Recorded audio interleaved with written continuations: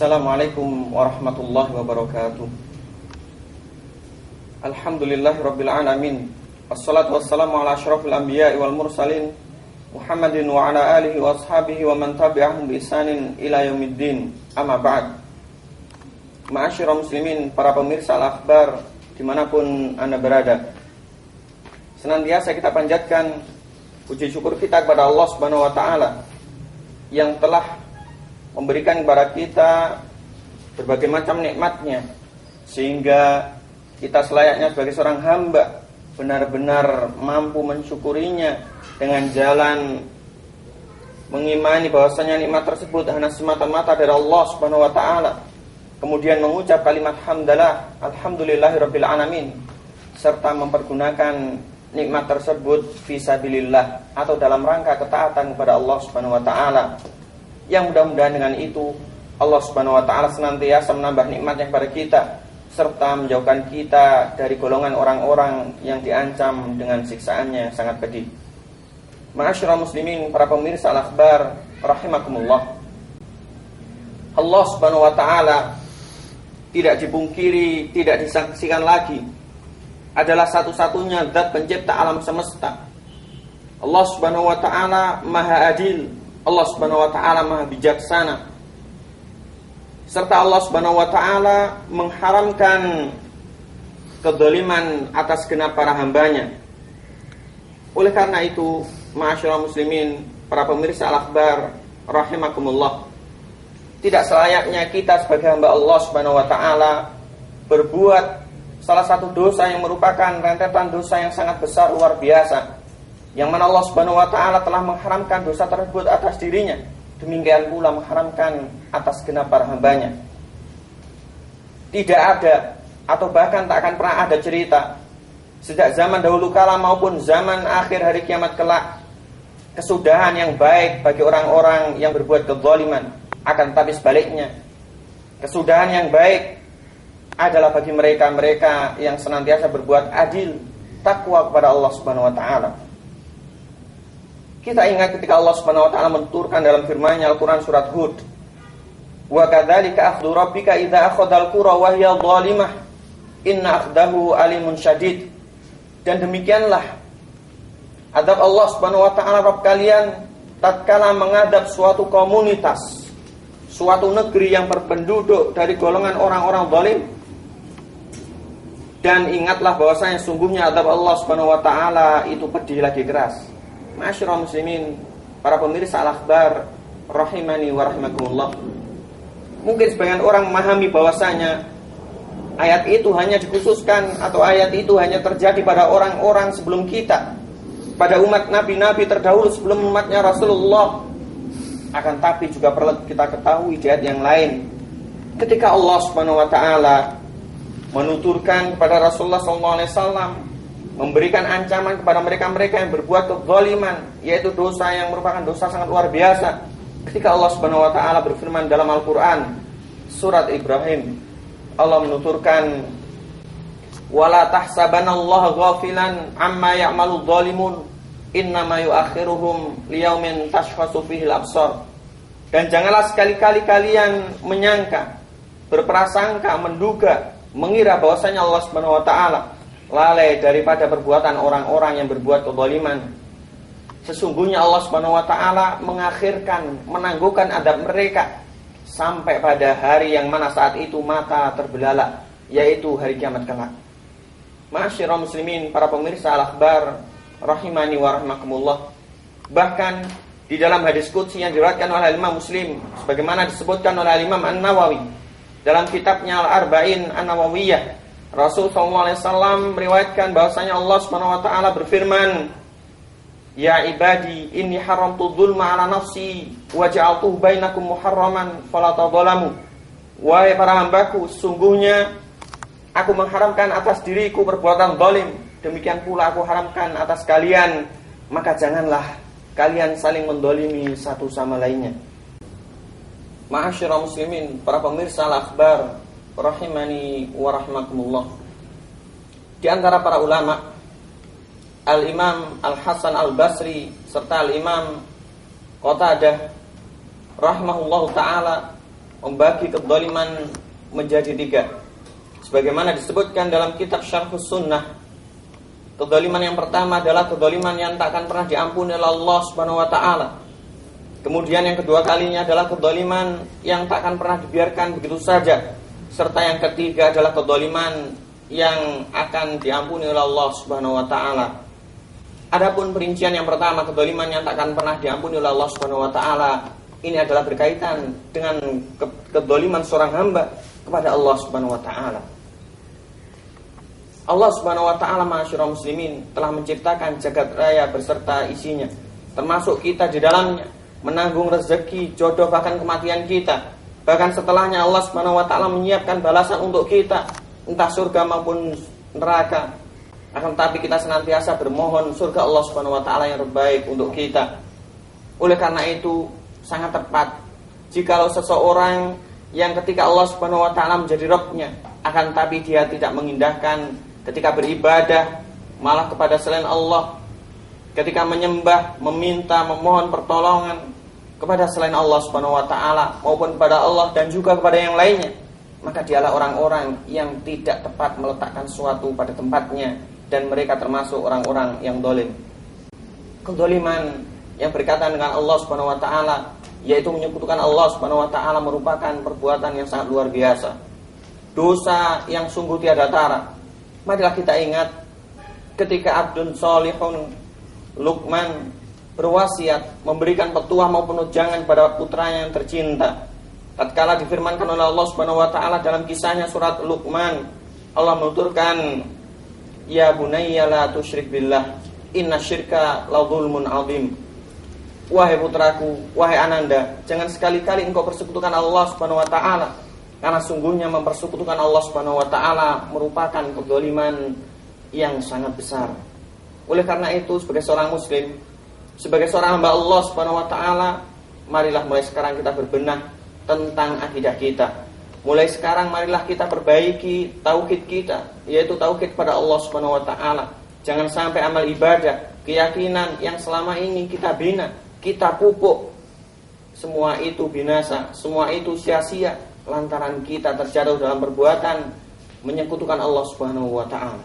Oleh karena itu, banyak sekali ketika Allah Subhanahu wa taala mengancam seorang hamba, Allah Subhanahu wa taala menjadikan atau menjanjikan akibat ini dan itu, bahkan kekal di dalam neraka, bahkan amalannya lenyap dan lain sebagainya. Itu semua berkaitan dengan dosa seorang yang menyekutukan Allah Subhanahu wa taala, yaitu berbuat syirik pada Allah Subhanahu wa taala.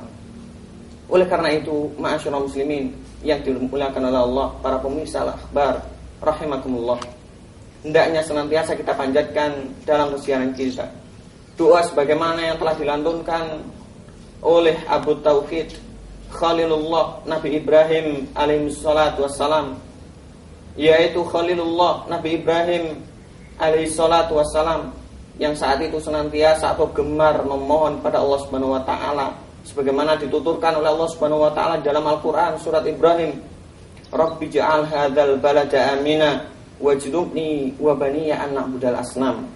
Ya Allah, senantiasa berkahilah kota ini, yaitu kota Mekah, serta jauhkanlah diriku, jauhkanlah hambamu ini beserta anak keturunanku kelak daripada menyembah berhala atau menyekutukan Engkau ya Allah. Ma'asyiral muslimin, para pemirsa al-akhbar dimanapun Anda berada. Kemudian kedzaliman yang kedua adalah kedzaliman yang berkaitan seorang hamba dengan sesamanya, yaitu sesama Bani Adam, yang mana ini sering terjadi, khususnya fenomena yang ada pada zaman sekarang atau ada pada zaman kita. Bagaimana seorang muslim, seorang mukmin rela mereka mencemarkan nama baik saudaranya. Mereka rela mengambil hak-hak saudara tanpa seizinnya. Bahkan mereka gemar memfitnah di sana dan di sini. Bahkan tidak segan-segan untuk menumpahkan darah kaum muslimin. Fasubhanallah, itu merupakan perkara yang besar, merupakan perkara yang tidak akan diampuni oleh Allah Subhanahu wa taala sebelum tuntas perkaranya satu sama lainnya. Oleh karena itu, ma'asyiral muslimin, para pemirsa al-akhbar dimanapun Anda berada, rahimani wa rahimakumullah, marilah kita ingat ketika Rasulullah sallallahu alaihi wasallam berkhutbah saat hujjatul wada atau pada haji wada. Saat itu Rasulullah SAW bersabda di khalayak para sahabatnya, memberikan sebuah wejangan yang sangat luar biasa berkaitan dengan seorang muslim. Ketika Rasulullah SAW bersabda, inna dima'akum wa a'radakum wa amwalakum alaikum haramun.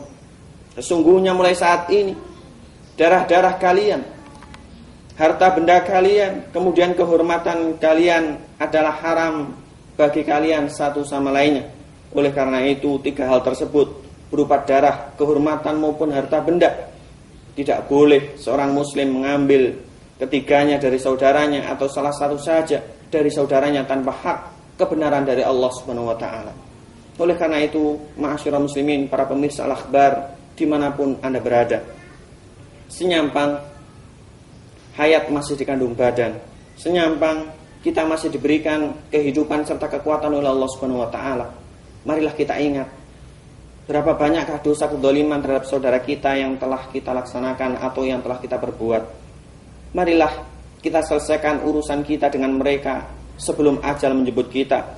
Karena jikalau ajal telah menjemput kita, maka dikhawatirkan kita masuk ke dalam golongan orang yang dikabarkan oleh Rasulullah saat itu belum menggambarkan bahwasanya disebutkan dalam salah satu kitab Sunan, ada seorang kelak yang menghadap Allah Subhanahu wa taala pada hari kiamat, yang mana ia membawa segunung pahala, pahala puasa, pahala sholat, pahala sedekah, haji dan lain sebagainya.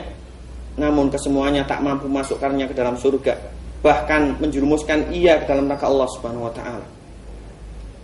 Karena saat itu ada orang yang komplain kepada Allah Subhanahu wa taala. Kemudian ia mengatakan bahwasanya dahulu si fulan ini pernah mengambil ini, dahulu si fulan pernah memukul ini dan lain sebagainya. Kemudian diambillah pahalanya, diberikan kepada orang yang didoliminya, dan tatkala telah tiada pahalanya, maka Allah Subhanahu wa taala menimpakan dosa orang-orang yang telah didoliminya kepadanya, sehingga dia disungkurkan ke dalam neraka Allah Subhanahu wa taala yang apinya menyala-nyala. Itulah hakikatnya orang-orang yang merugi, wal iyadu billah. Ma'asyiral muslimin, para pemirsa al-akhbar dimanapun Anda berada. Kemudian di antara kedzaliman yang ketiga adalah kedzaliman yang akan diampuni oleh Allah Subhanahu wa taala namun tahta masyiatillah, adalah berkaitan dengan seorang hamba, seorang muslim terhadap dirinya, terhadap pribadinya. Ini berupa perbuatan maksiat, yaitu melanggar batasan Allah Subhanahu wa taala dan meninggalkan syariat Allah Subhanahu wa taala. Ma'asyiral muslimin, para pemirsa al-akhbar dimanapun Anda berada, mungkin secara sengaja maupun tidak kita telah terjatuh di dalamnya. Karena tidak menutup kemungkinan di zaman fitnah yang terjadi seperti sekarang ini, dari arah depan, belakang, atas, bawah, kanan maupun kiri kita, baik mata, lisan, tangan maupun langkah kaki kita, senantiasa memiliki potensi untuk tertuju kepada arah dosa tersebut. Tidak sedikit orang-orang yang terjerembab dalam zina, tidak sedikit orang-orang yang terjatuh dalam minuman keras, tak pula sedikit orang-orang yang gemar meneguk minuman keras. Oleh karena itu, selayaknya mereka hendak segera bertobat kepada Allah. Jikalau tidak, sebagaimana Allah Subhanahu wa taala menuturkan dalam firman-Nya di dalam surat Al-Mutaffifin, ketika salah satu sahabat mentafsirkan ayat kalla bal rana ala qulubihim ma kanu yaksibun, bahwasanya sekali-kali tidak, bahkan hatinya akan menjadi kelam hitam disebabkan lantaran apa yang selama ini telah mereka kerjakan, yang mana itu tiada lain adalah perbuatan maksiat yang berkaitan dengan dirinya. Oleh karena itu, ma'asyiral muslimin, sebagai gambaran yang telah dijelaskan oleh Allah Subhanahu wa taala dalam Al-Qur'an surat Ali Imran, barang siapa yang bermaksiat, mendolimi dirinya, kemudian dia dengan serta-merta ingat pada Allah bahwasanya itu salah, kemudian bertaubat, maka kata Allah, walladzina idza fa'alu fahishatan aw dzalamu anfusahum dzakarullaha fastaghfaru lidzunubihim wa may yaghfiru dzunuba illallah wa lam yusirru ala ma fa'alu wa hum ya'lamun. Dan orang-orang yang tatkala berbuat kekejian, tatkala mendolimi mereka sendiri, kemudian dengan serta-merta saat itu ia ingat bahwasanya ia salah, kemudian dia iringi dengan taubat pada Allah Subhanahu wa taala, beristighfar pada Allah, maka siapakah di antara atau siapalah yang mampu mengampuni dosa-dosa melainkan Allah. Serta mereka tidak akan pernah kembali atau tidak berbuat untuk yang kesekian kalinya, karena mereka telah mengetahui bahwa semuanya itu adalah merupakan dosa serta kesalahan. Ma'asyiral muslimin, para pemirsa Al-Akhbar dimanapun Anda berada, rahimakumullah. Di penutup pembicaraan kita, marilah kita ingat salah satu petuah ulama salaf, yaitu Syekhul Islam Ibnu Taimiyah, sebagaimana disebutkan dalam kitabnya Majmu' Fatawa, bahwasanya beliau mengatakan al-jahlu wal dzulmu huma aslu kulli syarrin, bahwasanya kedzaliman, kebodohan, dua hal tersebut merupakan sumber dari segala bentuk keburukan ataupun malapetaka. Oleh karena itu, senyampang Allah Subhanahu wa taala memberikan kesempatan bertobat untuk diri kita. Marilah kita senantiasa bertobat, kemudian kita iringi dengan perbuatan baik. Kita fastabiqul khairat, kita berlomba-lomba dalam kebaikan agar Allah Subhanahu wa taala betul-betul memberikan sabat, kekuatan keimanan serta ketakwaan kepadanya, serta mematikan kita dalam keadaan husnul khatimah. Aku qauli hadza wa astaghfirullah li wa lakum fastaghfiruhu innahu wal ghafurur rahim. Wassalamualaikum warahmatullahi wabarakatuh.